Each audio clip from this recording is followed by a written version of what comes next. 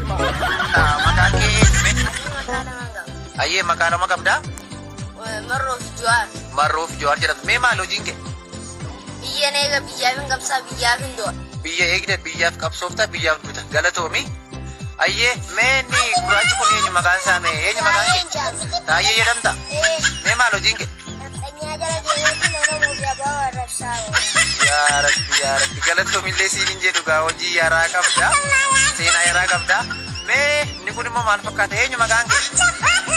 Haayiloo nyaachuun sidha. Mee maal hojiin kee? Facebook irra baatee hojjaa oolta. Hangahaa biyya tokko taate akkamitti Facebook irra baatee hojjaa oolta? Baatee guddaadha. Mee obboleessa isin immoo eenyu maqaan keessan mee? Abbaa Duulaa Gammadaa jechuun isini. Mee maal hojiin keessan? Gorsaa biyyi. Ahaa gorsaa Dooktar Abiyyiiti. Mee maal gorsaa ooltu mee? Abbummaa fi Ayyee. soogummaa fi Ayyee. ajibajura. Ahaa aja barbaruu gorsaa oolta. Maaliif silaa isin xoorataa baatanii turtani maaliif biyya rakkistu amma dhaloota maa rakkistu mee? Mee isin warri dhumaa kun eenyu mee dargaggeessa fakkaattu? Hangaasaa jedhamtu. Mee maal hojiin keessan? Irra deemee Oromoo fi abaa'oo absuusa Oromoo.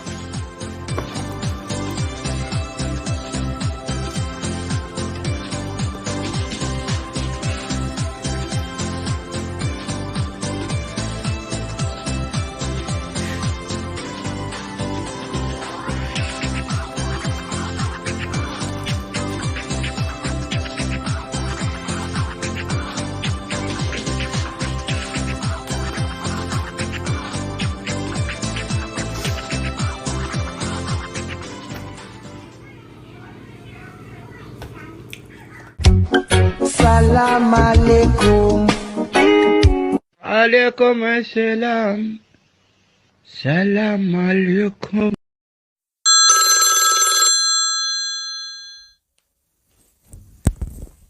Hello, sagaltamii afur. Wanti si duraa badee jiraan maal si qarqaaru?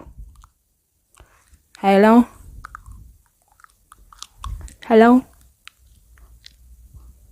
Hello. Hello, abbaa warraa kiyyanna duraa badee akkasina barbaadaniif.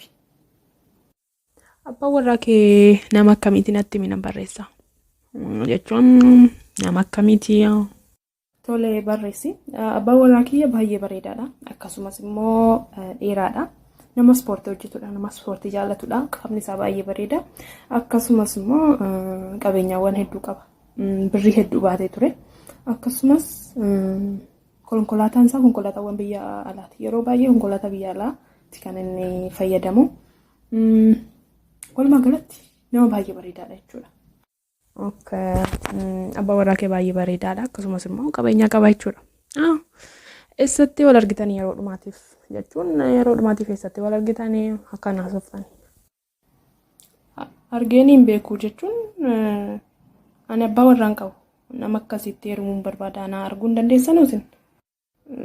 Nama akkasii gatiin barbaaduuf itti heerumuuf jechuudha. Isin bukkeedhaan argamu nama akkasii?